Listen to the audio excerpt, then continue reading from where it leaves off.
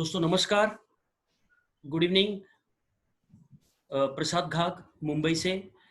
आज हम फिर से एक बार इस लॉकडाउन के समय में इस वेबिनार के माध्यम से हम सभी डायमंड लोगों को मिल रहे हैं। आज का जो प्रेजेंटेशन रहेगा जिसमें हम पूरी कंपनी की जानकारी भी देंगे, उसके साथ साथ किस तरह से डायरेक्ट सेलिंग इंडस्ट्री या डायरेक्ट सेलिंग कंपनी आपको सिलेक्ट करनी है उसके बारे में हम थोड़ी बात करेंगे। आज का काफ़ी इंफॉर्मेटिव सेमिनार रहेगा। आपको विनंती है, अगर टाइम आउट हो जाता है तो नेक्स्ट सेशन के लिए भी आप ज्वाइंट हो जाइए हमारे साथ। और पूरा आज एजुकेशन यहाँ से बैठ के जब भी ये पूरा सेमिनार हो जाएगा तो मुझे विश्वास है कि यहाँ से पूरे डायमंड निकल के आएंगे। तो फिर से आपका सभी लोगों का स्वागत करता हूँ। हमारे जो गुरुजन हैं उनका भी स्वागत करता हूँ और इस मीटिंग की शुरुआत करता हूँ। देखो, if you can dream it you can do it. अगर हम कोई सपना देखेंगे या कोई जीवन में कुछ उद्दिष्ट होगा या गोल होगा जो देखना बहुत जरूरी है, जो हम देखेंगे तो वो पूरा भी हो सकता है, लेकिन सपना देखना बहुत जरूरी है। एक शाहरुख खान का एक फेमस डायलॉग भी है, शायद आपको सभी लोगों को मालूम भी होगा। अगर किसी चीज को आप जिद्दत से चाहते हो तो पूरी कायनात भी आपको उसे पाने के लिए हेल्प करती है, मदद करती है। यानी अगर दिल से किसी चीज को हम चाहते हैं तो वो पूरी होती है। तो हमारा सभी का जो सपना है, नॉर्मली जो सपने की अगर हम बात करते हैं, आम आदमी लोगों का क्या सपना होता है? एक अच्छा सा ब्यूटीफुल घर होना चाहिए, एक अच्छी कार होनी चाहिए, ज्वेलरी है, गोल्ड है, वो हमारे वाइफ के लिए, हमारे बच्चों के लिए। एक बैंक बैलेंस अच्छा होना चाहिए, कभी टेंशन नहीं आना चाहिए, बैंक बैलेंस अच्छी होनी चाहिए। एक quality education for the childrens, आज ये सबसे इम्पोर्टेंट है। मैं आपको बता दूं कि ये दो चीज जो एजुकेशन और medical facility of the family, पहले एक जमाने में ऐसा कहा जाता था रोटी कपड़ा और मकान, ये तीन ही जरूरी चीज होती है इंसान के जिंदगी में जीने के लिए। लेकिन आज की तारीख में ये दो चीज और ऐड हो गई है, जिसमें मेडिकल और एजुकेशन, बच्चों का एजुकेशन भी उसमें ऐड हो गया है। तो ये हमारे रोजी रोटी के साथ ये चीजें भी हमारे पास होना जरूरी है। वर्ल्ड टूर की अगर बात करते हैं तो फैमिली के साथ हमें अगर घूमना है, कहीं बाहर जाना है, हमारे देश के अंदर घूमना है तो हम घूम सकते हैं। लेकिन क्या लगता है, क्या ये पॉसिबल है आज के ज़माने में? लॉकडाउन का ये जो दौर चल रहा है, आगे जो भी हम लोग प्रॉब्लम फेस कर रहे हैं, उसमें ये सब पॉसिबल है? नहीं। तो हमारे जो ड्रीम्स होते हैं ना, वो ड्रीम्स ही रह जाते हैं, क्योंकि ये सब ड्रीम्स है ना, ये इनकम के रिलेटेड होते हैं। जितने आप पैसे कमाएंगे उसके रिलेटेड होते हैं। फिर हमें जिंदगी में कॉम्प्रोमाइज करना पड़ता है, हर चीज में कॉम्प्रोमाइज।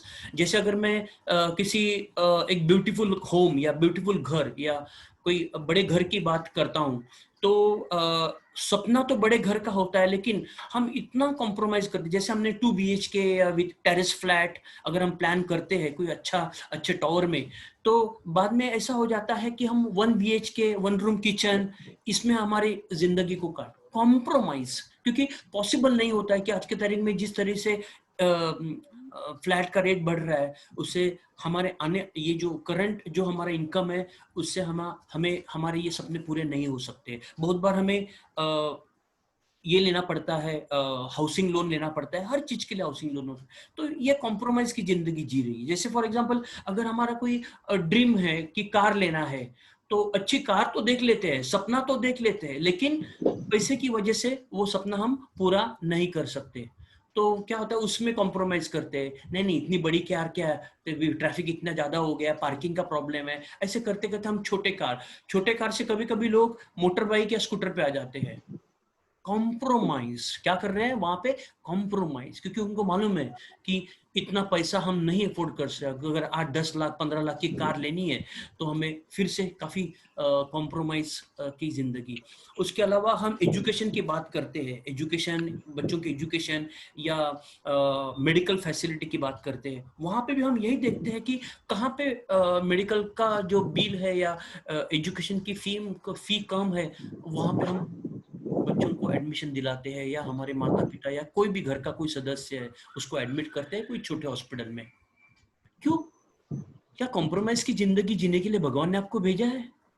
यही होते आ रहा है काफी सालों से, काफी सालों से कुछ चेंज नहीं है। कॉम्प्रोमाइज की जिंदगी। अरे होटल में चले जाते हैं तभी बच्चों का, हमारे बच्चों का ध्यान होता है कि क्या कौन सी डिश मंगाए, और हमारा ध्यान होता है राइट मेनू के राइट तरफ, क्योंकि राइट में उसके दाम होते हैं कि कोई सबसे महंगी डिश न मंगाए ये लोग।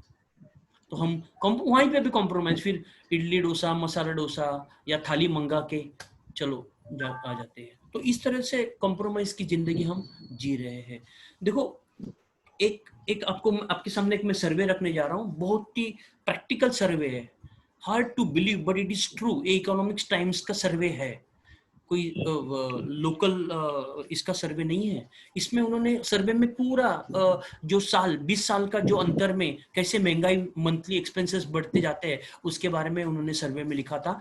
1940 की अगर बात करें तो 10 रुपए में घर चलता था वहां पे। तभी तो 1940 के पहले तो घर में काफी सारे सदस्य, जॉइंट फैमिली हुआ करती थी। एक घर में करीबन 15, 18, 20 लोग रहते थे, है ना। फिर भी 10 रुपए में घर चलता था। 19 का 60 दौर आ गया 20 साल के बाद, थोड़ी महंगाई बढ़ गई, एक जीरो और बढ़ गया, 10 के ऊपर एक जीरो आ गया, 100 रुपए लगने लगे। 1980 की बात हुई और 100 रुपए में घर नहीं चलता था, एक जीरो और बढ़ गया, कम से कम 1000 रुपए लगने लगे। 1980 हमारे में से बहुत सारे लोगों ने देखा होगा। 2000, ये तो अभी 20 साल पहले ही गया है, 2000 में 10,000 रुपया में घर चलता था। कॉम्प्रोमाइज करके चलाते थे, हेलो, एडजस्टमेंट करके चलाते थे। अभी वो 2020 भी चला गया, एक जीरो और बढ़ गया उसके ऊपर, है ना। 1000 का 10,000 हो गया। अभी 2020 की बात कर रहे हैं, चलो एक जीरो और बढ़ जाएगा। महंगाई इस तरह से बढ़ रही है तो कितना हो जाएगा, 1,00,000 रुपया। चलो 1,00,000 रुपया नहीं, लेकिन 50,000 रुपया तो एक अच्छी हायर मिडिल क्लास जो अच्छी जिंदगी जीते उनको कम से कम 25-50,000 रुपया तो लगता ही लगता है। यस। तो क्या है ये, कैसे करेंगे? क्या आपके पास कोई अल्टरनेटिव, कोई ऑप्शन है इस 1 लाख जो मंथली एक्सपेंसेस दिखा रहे हैं 2020 में? और आगे तो और 20 साल के बाद और महंगाई बढ़ेगी, वैसे बोल रहा है। तो 10 लाख रुपए लगेंगे, तो 10 लाख कहाँ से लाएंगे? नोट है क्या? तो काफी कॉम्प्रोमाइज की जिंदगी हम लोग जी रहे हैं। ये जो एक फैक्ट है, लॉकडाउन के बाद क्या होने वाला है, हमारा जो जीडीपी ग्रोथ है जो अभी 4.5% है, 2.8% पे आ चुकी है, काफी और निगेटिव ग्रोथ दिखा रही है। पब्लिक सेक्टर में जो ये हाँ था, तो इन्फ्लेशन रेट था, जो जैसे फॉर एग्जांपल महंगाई 7% से बढ़ती है, लेकिन लोगों की सैलरी सिर्फ 3% से बढ़ रही है। 4 करोड़ से ज्यादा जॉब आफ्टर द लॉकडाउन वो ये हो गए हैं, लोगों की जॉब चले गए हैं। अरे सीखो मत बट आप कुछ करो ही मत, चुपचाप रहने दो, पकड़ के रखो। नहीं, अभी मैसेज आया ना व्हाट्सएप पे तो उसको रिप्लाई देने लगा। हाँ तो मैं नो बोल रहा है तो गवर्नमेंट क्या जॉब, चलते जॉब रहेगा आवाज। Opportunity growing shoulder for educated people, काफी स्लो, काफी उनको जॉब भी नहीं है। परसों एक मैंने कहा तो देखा था, एक ऐसा जॉब है जिसके लिए क्या काम था, पानी सर्व करने का हॉस्पिटल में। तो उसके लिए उस कुछ 60 कुछ ये थे, पोस्ट थी। उसके लिए करीब 60 पोस्ट के लिए 90,000 एप्लीकेशन आए थे। इमेजिन कीजिए, उसमें भी काफी सारे ऐसे लोगों को, ऐसे लोगों के ये थे कि जो करीबन पीएचडी किए हुए हैं, डबल ग्रेजुएट किए हुए हैं। अब कर दो। तो ये सब अ, ये लॉकडाउन के बाद काफी डिफिकल्ट समय आने वाला है। उसके बाद ये रेट में रिडक्शन होने हो रहा है, जैसे हमारी जो बैंक की एफडी है वो भी कम होने वाली है। तो आगे करेंगे क्या, आगे क्या सोल्यूशन है? देखो, नौकरी तो बहुत मुश्किल है, चलो कोई बिजनेस के बारे में सोचते हैं। अगर बिजनेस करना है तो हमें कैपिटल लगेगा, कैपिटल के साथ साथ हमें,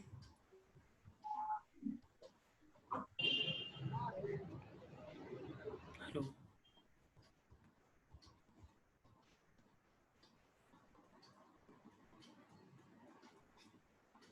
हेलो, हाँ सुन रहे हो?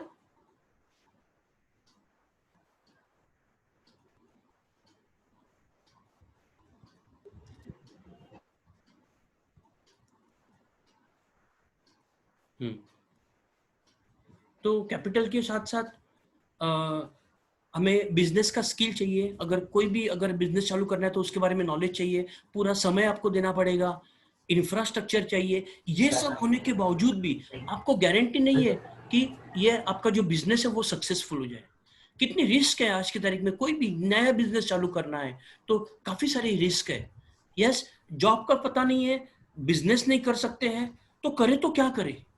देखो, नेटवर्क मार्केटिंग एक ऐसी एक इंडस्ट्री है जो अराउंड द वर्ल्ड, पूरे दुनिया में करीबन 85 मोर देन 85 कंट्रीज में एक्सेप्टेड की हुई है। कुछ मेरे पास कुछ जो कंट्रीज है उनके बारे में जानकारी है, उनका पॉपुलेशन है और उनका टर्नओवर। हम लोग बोलते हैं ना कि जो वेस्टर्न कंट्रीज है वो हमारे से काफी आगे डेवलप्ड है, क्योंकि उन्होंने ये जो नई टेक्नोलॉजी है, कोई भी नई टेक्नोलॉजी आती है तो वो एक्सेप्ट कर लेते हैं। हमारे यहाँ नया टेक्नोलॉजी को हम एक्सेप्ट ही नहीं करते, यू नो। बहुत सारा प्रॉब्लम होता है। जैसे अगर मैं अब मोबाइल भी जब भी इंडिया में स्टार्टिंग हुआ था, तभी मोबाइल को इतना लोग एक्सेप्ट नहीं कर रहे थे। फिर बाद में धीरे धीरे पता चला रहा यार मोबाइल की ये फीचर्स है। आज हर घर में, हर बच्चों के पास, जितने भी सभासद है उनके सबके पास मोबाइल होता है। अभी देखो, ये नेटवर्क मार्केटिंग, इसकी शुरुआत करीबन 60-65 साल पहले अमेरिका में हुई थी। आज की तारीख में अमेरिका की अगर बात करूं तो उसका जो पॉपुलेशन है वो 32 करोड़, 32 करोड़, और टर्न ओवर है नेटवर्क मार्केटिंग का या डायरेक्ट सेलिंग का करीबन 2,12,550 करोड़ रुपया। चाइना की बात करूं, China is the first largest country, largest populated country, 140 crore की जनता है और उसका भी करीबन 1.25-2 लाख करोड़ का टर्नओवर है। जापान 12 करोड़ लोक संख्या और टर्नओवर करीबन 1.25 लाख करोड़। आप देख सकते हैं मलेशिया जो नीचे है, मलेशिया 3 करोड़ की है, 3 करोड़। बंबई में भी 3 करोड़ के आसपास लोग होंगे। मलेशिया का 3 करोड़ का पॉपुलेशन है और जो टर्नओवर है नेटवर्क मार्केटिंग का वो 30,550 करोड़ रुपए का।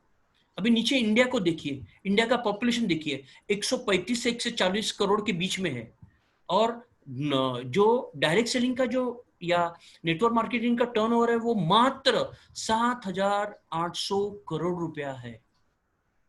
इसलिए बोलते हैं ना, India is a sleeping giant, सोया हुआ है। इंडिया नहीं सोया हुआ है, इंडिया के लोग सोए हुए हैं। मैं तो बताऊं, हम लोग सब सोए हुए हैं। हमें लोगों को जगाना होगा जो अभी डायरेक्ट सेलिंग में है, उनके अंदर, उनके ऊपर ये रिस्पॉन्सिबिलिटी है कि लोगों को इस सिस्टम के बारे में आपको बताना होगा। क्योंकि देखो, हम किसी दूसरे को दोष नहीं दे सकते हैं, क्योंकि हमारे देश में ऐसे कुछ कंपनियां चली जिन्होंने मनी सर्कुलेशन स्कीम बनाया, लोगों के काफी पैसे लोगों ने इन्वेस्ट किए, लोगों ने, बहुत सारे लोगों ने अपने जेवर बेच के, अपने जमीन बेच के पैसे डाले थे। तो ये जो मीटिंग है 10 मिनट के बाद ये होगी, हाँ ठीक है। तो लेकिन हमें एक बढ़िया स्कोप है। जैसे जैसे मैंने बताया 7,800 करोड़ का टर्नओवर है। आने वाले समय में यानी 5 साल के बाद 2020 से 2025 तक कंपनी करीबन 65 या ये इंडस्ट्री 65,000 करोड़ की बन सकती है। और उसमें मुझे विश्वास है एटॉमिका या हमारे कंपनी का बहुत बड़ा कंट्रीब्यूशन होगा।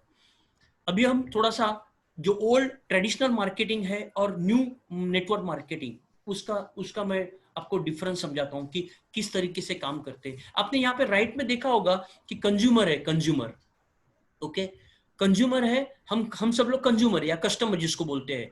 हम कोई भी दुकान से सामान लेते हैं, राइट। दुकानदार कोई होलसेलर या कोई डिस्ट्रीब्यूटर से लाता है और डिस्ट्रीब्यूटर मैन्युफैक्चरर से लाता है। तो ये बीच वाले लोग होते हैं जो सामान को आगे आगे करने का काम करते हैं, जो हम हमारे तक, कंपनी से हमारे तक पहुंचाने का काम करते हैं ये लोग। लेकिन ये, आपको क्या लगता है ये फ्री में काम करते हैं?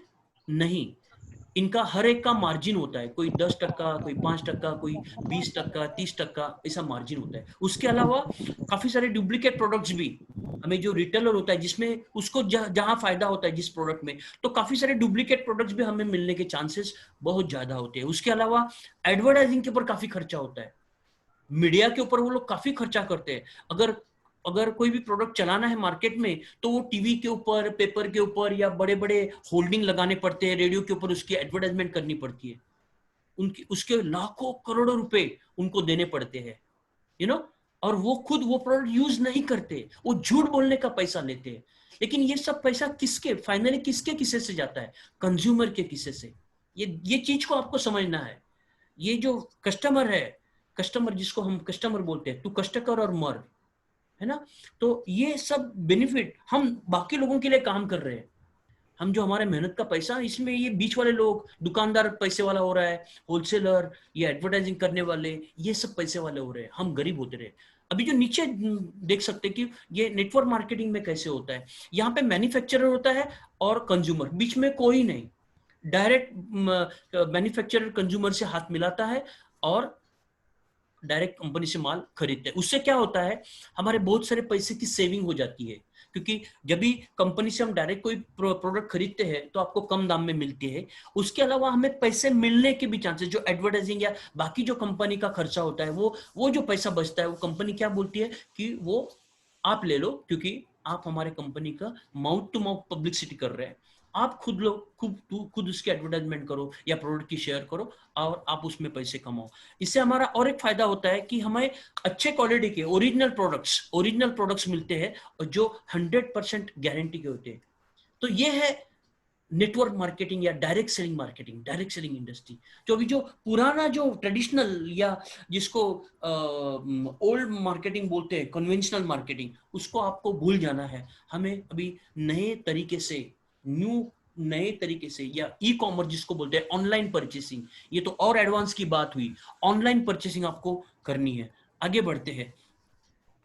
फीचर्स क्या है नेटवर्क मार्केटिंग इंडस्ट्री में? इसमें कैपिटल नहीं लगता है, utilisation of free time, anyone can do it, कोई भी कर सकता है।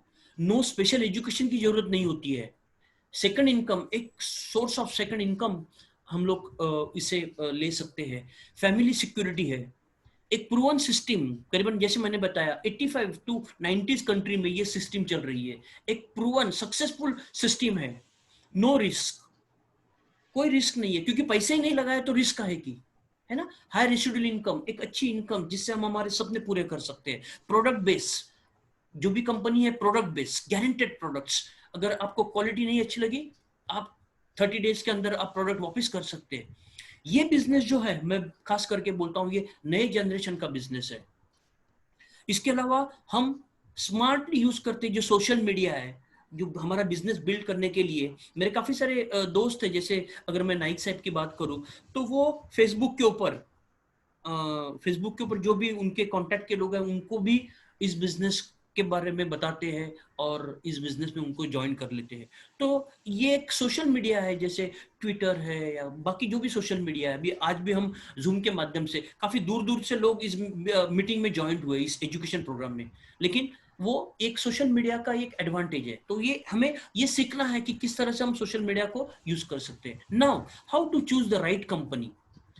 ये 5 चीज आपको देखना जरूरी है। एक प्रोफाइल, कंपनी के प्रोडक्ट्स, कंपनी का पे आउट क्या है, कंपनी का प्लान क्या है, और कंपनी की एजुकेशन सिस्टम क्या है। जैसे कंपनी के प्रोफाइल के बारे में बात करूं, तो हमें ये देखना है कि कितनी पुरानी कंपनी है, कंपनी का एक्सपीरियंस क्या है, कितने साल हुए, कितने 10 साल 15 साल जो भी है। कंपनी का ग्रोथ रेट हमें मालूम होना चाहिए, देखना है उसको, आपको ग्रोथ रेट क्या है, विजन क्या है कंपनी का, और कंपनी के साथ जॉइंट वेंचर में और कौन कौन साथ जुड़े हुए हैं। क्या अकेली कंपनी काम करी? बहुत बार ऐसे होता है कि प्रोडक्ट कोई लोकल मैन्युफैक्चर से बना लेते हैं और कंपनी अपने नाम से मार्केट करती है। नहीं, आपको वो भी चेक करना है कि प्रोडक्ट कौन बना रहा है। कंपनी के जो सीईओ है, जो फाउंडर है, उनके एजुकेशन के बारे में, उनके एक्सपीरियंस के बारे में, उनके विजन के बारे में हमें नॉलेज होना चाहिए। कंपनी की लायबिलिटी क्या है, कंपनी का एसेट क्या है, खुद की प्रॉपर्टी कितनी है, क्या कंपनी सब बैंक से लोन लेके या प्राइवेट इंस्टीट्यूट से कर्जा लेके काम कर रही है। वैसे आपने देखा होगा कि बहुत सारे बड़े बड़े बिजनेसमैन जो कर्जा लेते हैं, नीरव मोदी है, मल्ल्या है, कर्जा लिया, कर्जा नहीं दे पाए, देश छोड़ के भाग गए। जॉब कंपनी बंद हो गई, बहुत सारे लोग रास्ते पे आ गए।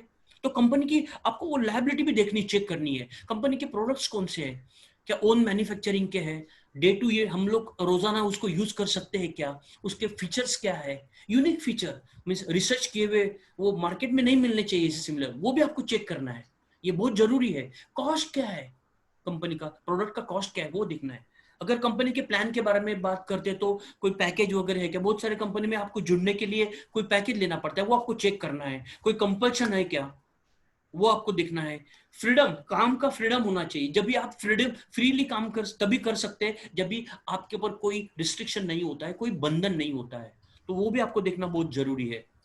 उसके अलावा कंपनी का पे आउट क्या है, कंपनी की फिलॉसफी क्या है, global presence of the company की पूरे कौन से देशों में ये एस्टैब्लिश है कंपनी, एजुकेशन सिस्टम क्या है, सबसे इंपॉर्टेंट एजुकेशन सिस्टम। बिकॉज ये जो सिस्टम है ना, देखो वही कंपनी चली है जिनके पास अच्छी एजुकेशन सिस्टम है, ये आप ठीक लो। बिकॉज यहाँ पे इस डायरेक्ट सेलिंग के कुछ कुछ कोर्स नहीं होते, जैसे मैंने बताया कोई स्पेशल एजुकेशन नहीं होता है, लेकिन अगर कंपनी के पास अपने खुद के एजुकेशन सिस्टम हो तो वो हमें काफी काम में आ सकती है। हम एजुकेट हो सकते हैं और लोगों को भी एजुकेट कर सकते हैं, लोगों को इस सिस्टम के बारे में ठीक से बता सकते हैं। अभी जिस कंपनी की मैं बात करने जा रहा हूं उस कंपनी का नाम है एटॉमी ग्लोबल बिजनेस।